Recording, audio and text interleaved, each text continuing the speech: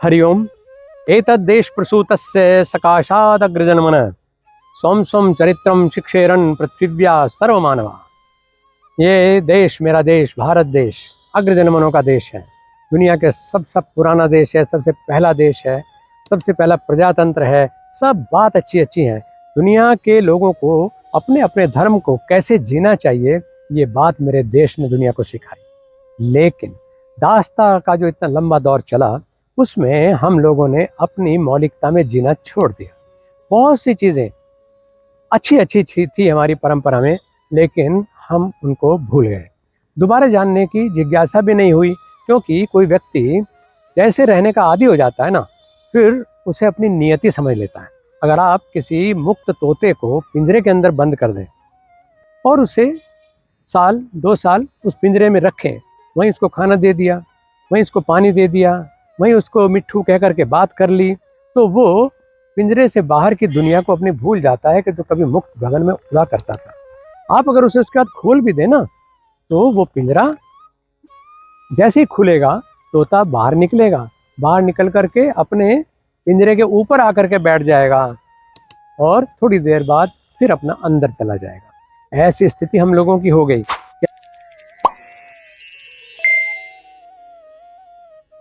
कि हम लोग मुक्त गगन में उड़ना भूल गए। हम लोग स्वं स्वं चरित्रम शिक्षेरन् पृथिव्या सर्वमानवा ये भूल गए, और ये भी भूल गए कि हमारी कोई संस्कृति की खासियत है। इसलिए कुछ रूढ़ियाँ रह गई, कुछ परंपराएं रह गई, लेकिन पुनर्जागरण का समय आ गया है।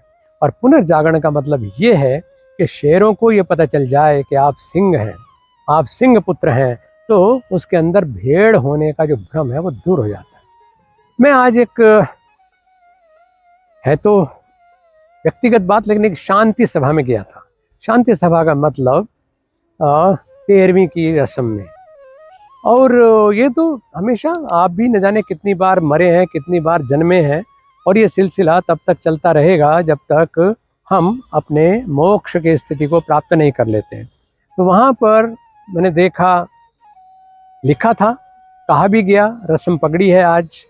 लेकिन मैंने देखा कि जब पगड़ी की बात आई तो एक तौलिया निकल करके आया, और वो तौलिया पंडित जी ने उसके ऊपर स्वस्तिक बनाया, टोली लगाई, अक्षत के छींटे दिए, और उसको जिस जिम्मेदारी को संभालने वाला लड़का सामने आया था, यानी मृतक का पुत्र, उसके कंधे पर रख दिया। मैं वहाँ पर था, इसलिए मुझे समाज के सामने बात रखनी पड़ी। मैंने कहा, जब इस संस्कार का नाम रस्म पगड़ी है, तो फिर पगड़ी यहाँ क्यों नहीं है? रस्म पगड़ी ये भारत की संस्कृति है कि जब परिवार का कोई व्यक्ति जाता है, तो उससे अगला जो उत्तराधिकारी है, अगर भाई है तो भाई, छोटा भाई, अगर पिता गया है तो बेटा, और इसी तरह से, यानी अब इस व्यक्ति के महाप्रयाण के बाद जिम्मेदार कौन है? पूरे समाज को ये बात बताने के लिए रस्म पगड़ी का ही एक तरीका था। दूसरे, क्योंकि दुख में परिवार डूबा हुआ होता है, तो वो कब तक रहेगा दुख में? 13 दिन बहुत होते हैं। आदमी दुख में रहते रहते भी ऊब जाता है, आंसू बहते बहते भी सूख जाते हैं, चिल्लाना शांत हो जाता है, और उसके बाद फिर जिम्मेदारी संभालनी है। और इसलिए उसको ये बताया जाता है कि now onwards you are the responsible person. आज के बाद आप परिवार के मुखिया हैं, इसकी जिम्मेदारी आपके कंधों पर है। इस परंपरा का, जिसमें आप पैदा हुए हो, इसके स्वाभिमान की रक्षा करना आपका काम है। आप जिम्मेदारी से भाग नहीं सकते, यानी उसके भीतर के जिम्मेदार व्यक्ति को जगाने का एक तरीका। और पूरा समाज पगड़ी की रस्म होने के बाद, जब वो गौरव के साथ सिर पर पगड़ी बांध करके बच्चा, लड़का, भाई, यानी उत्तराधिकारी खड़ा होता, तो सब लोग उसके ऊपर पुष्प अक्षत वर्षा करके उसके लिए कामना करते और उसे बताते कि अब हम आपको परिवार के मुखिया के रूप में स्वीकार कर रहे हैं। मैंने जब देखा तौलिया, तो तौलिया उसका रिप्लेसमेंट कैसे हो सकता है? और तौलिया भी सर पर नहीं, कंधे पे रखा हुआ। पगड़ी स्वाभिमान के प्रतीक है जो सिर पर अपना स्थान लेती है। पगड़ी संभाल जट्टा, यानी एक जट्ट को भी कहा जाता है कि इस पगड़ी का गौरव रखना। कोई तुझे कमजोर नहीं होने देगा, कोई तुझे कमजोर कर नहीं सकता अगर तूने पगड़ी धारण की हुई है। लेकिन तौलिए का स्थान कंधे पर। मुझे आश्चर्य हुआ जब पंडित जी ने कहा कि ये तौलिया, इस पे स्वस्तिक बना दो, अब इसके कंधे पर रख दो। मैंने कंधे पर तो बोझ रखा जाता, और तौलिया तो पहुंचने के लिए होता है। यानी जो पीढ़ियों से परंपरा, गौरव,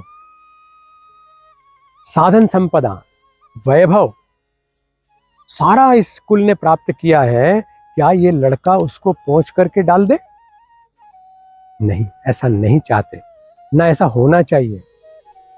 और जो लोग इस रस्म को कर रहे थे उन्होंने भी कहा कि वास्तव में हम ये नहीं चाहते कि ये अपनी उस कुल परंपरा को, उस गौरव की परंपरा को, उस उपलब्धियों की परंपरा को एक तौलिए से पूछ करके डाल दे, और या फिर उनको अपने कंधे पर बोझ की तरह से रखे।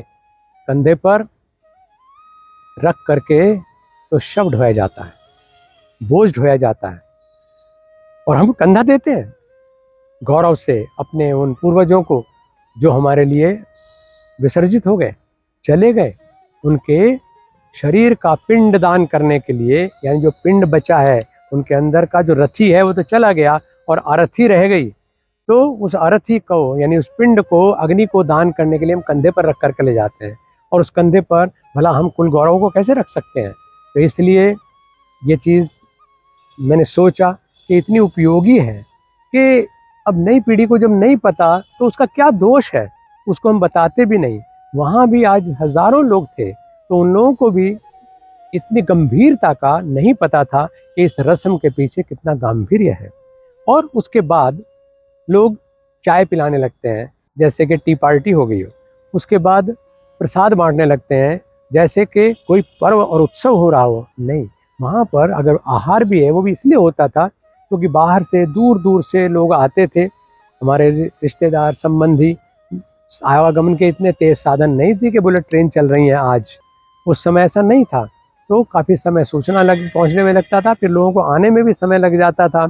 इसलिए 13 दिन बाद, और भी उसके बहुत कारण हैं जिनका आज इस वीडियो में मैं चर्चा नहीं करूंगा, लेकिन उन कारणों की वजह से 13 दिन बाद इसको हम करते।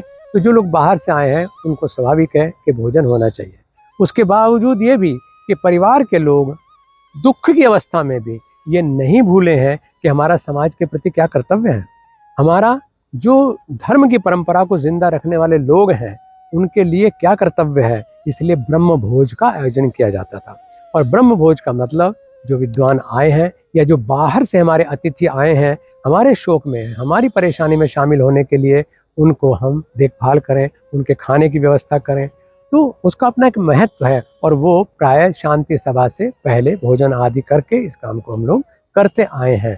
लेकिन शोक सभा के बाद में टी पार्टी, हलवा पार्टी, हलवा चाय बिस्किट, इनका कोई विधान हमारी किसी परंपरा में नहीं है। ये बताने का उद्देश्य ये नहीं कि जताएं कि आप गलत कर रहे हैं, बल्कि ये उद्देश्य है कि मैं अपने सिंह पुत्रों को ये बताऊं कि आपका गौरव क्या है। इतना जानने के बाद मुझे नहीं लगता कि आप कभी ऐसी कोई गलती करेंगे कि अपने पूर्वजों के, अपने बुजुर्गों के, अपने परिवारीजनों के निधन को तौलिए से पूछ के फेंक देंगे, क्योंकि उनका जो योगदान है वो तो हमें शिरोधार्य करना है, अपने सिर पर धारण करना है, उसको मस्तक पर धारण करना है, उसको मान देना है और इस गौरव की परंपरा को आगे बढ़ाना है। हरि ओम।